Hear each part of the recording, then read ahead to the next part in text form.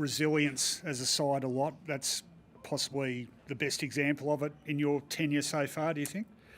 Oh, in terms of the last quarter in particular, we knew Melbourne was going to come. They've been, you're not in the top four for, you don't fluke that stuff. So, to be able to hang in there and fight against the masses, the wave of ball in our defensive 50, I thought our backs were enormous. Keeping them to 28% or something times they score inside 50 is huge. That's a huge effort from our backs and a collective from our team defence. But we're really proud. These don't come around too often to be able to win your first final and then guarantee a home prelim. They don't come around too often, so we want to live in this space. You really hit the ground running. Did that sort of drain you a bit and meant you had to sort of cling on for dear life a bit? That would be interesting. I probably don't think that. I think the game itself was always going to, Melbourne, it ebbs and flows. There's moments of opposition have momentum, and their best brand is get the ball forward from clearance and then lock it in. They're one of the best teams in the comp at that. So you have to, we've spoken about that as what we have to manage. And their best version of us was a bit of transition, movement, flow and pressure, and we score. And we had a bit of that too. And I thought, for major parts, we managed, to have the game on our terms, showing our best, probably longer than they did. How much was that a point of emphasis early to match them on the inside? It's obviously where they sort of beat you last time. Yeah. But to be plus 10 contested ball at quarter time, yeah. Game on your terms there. Look, I had to temper my confidence to be going into the game, to be honest. I just felt like we're really building for this game. Training would suggest that, getting key players back would suggest that. And I just had this great belief. And when the rain came, I thought, this is going to suit us because I thought we were going to come at them. Don't always get it right, but I just had this belief in the group that we're going to hit the ground running tonight. And, lucky enough, the first quarter was an example of that. Have you been involved in many games where there's been that bigger discrepancy in inside 50s and it's 37-69 and you've won? I mean, that doesn't happen often. Yeah, was it? No, not too often. but this time it doesn't matter. Yeah. You can analyse all the stats, but it doesn't matter. You just win. Yeah. So you got to find a way to win. No one cares on the grand final if you have 37 inside 50s. Our efficiency forward of the ball was fantastic. We scored when we went inside 50. Melbourne are a very good team. Very good team. They're always going to come. We've got great players. Gawn has influence in the game. Not always going to get it on your terms. So when you don't have it on your terms, that's what we're really proud of. Our backs really stood up. Well, so much of your positive attacking play comes off the back of that defence, doesn't it? Yeah, we intercepted and marked the ball really well early, and we rebounded off from that. Darcy, Howie, Q had a big game. He's a good player. Yeah, so we played to our strengths early, and then you get a scoreboard advantage, and it's hard to catch up. How big an impact, or how do you measure the impact of Bobby Hill? Oh, man, you target players that, we've Graham Wright's in the room, well done for getting players to make us better. Oleg had moments tonight, he's really significant in making us better. Tom Mitchell, getting his hands dirty in the third quarter, kick it forward. And Dan McStay, I don't think I've understating this, but he got a head knock. He's fine, he's been judged to go back on the ground, wasn't playing well. I think everyone could see that.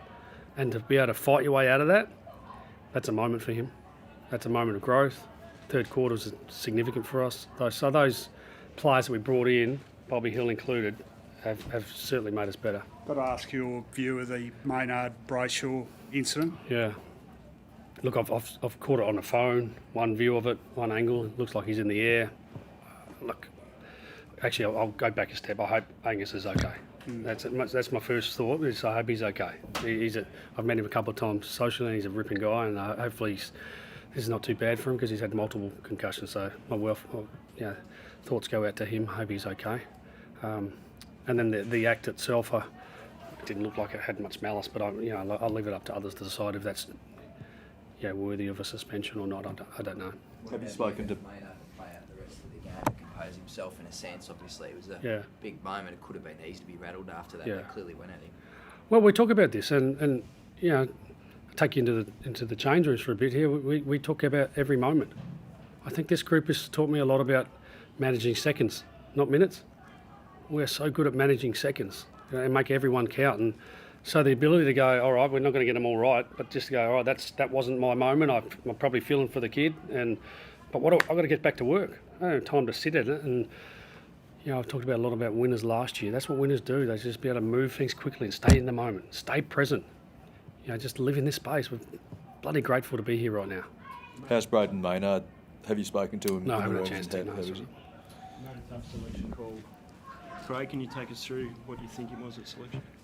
Yeah. Look, Nobes has played 83 or 84 games in a row. I didn't know that until we dropped him. I was like, it's hard. It's hard. Good players are going out of the team. He's been significant to get us at this moment, Nobes. And Billy Frampton had his best game for the year, I thought, last week. Finn McRae did his job, and so it's tough decisions need to be made. It comes with a heavy heart. But as I said to him after the game, he's a bit emotional. I said, "We need you, mate." There was a chance that he might have been a late inclusion tonight, so you got to be ready. We had Darcy Cameron a bit ill, and you go, "Be ready, mate." So we've got a long way to go still. There's still more work to be done. We need everyone. So we just made a decision. We thought Will Hoskin-Elliott's flexibility to play half back and wing is important in our team. We needed a third winger, and Will's been in great form the last couple of weeks. I think most people go to the games, you'd see that, and he played well again tonight. What was the inspiration behind his move from a wing into defence? Somewhat necessity. We had Murph and Murph and Darcy Moore out, and Nick's out. Somewhat necessity, but he trained it all pre-season in this role, and this, credit to him. I'm not sure if the external world love him as much as we do. We love him a lot because he just does what the team needs every single time, and he will just play any role. I dropped him to the VFL one week. I didn't know he's never played VFL. And he just says, "Yeah, no worries, I'll go back and do my job," and he does. And he plays well. So, he's a sort of player that the players love playing with, and I certainly love coaching him. Well, coaches can't get enough of role players, can they? Yeah, they're important. You don't win the big prize without them. You don't get this far without role players. How well placed are you? Sorry, miss that. How well placed are you now?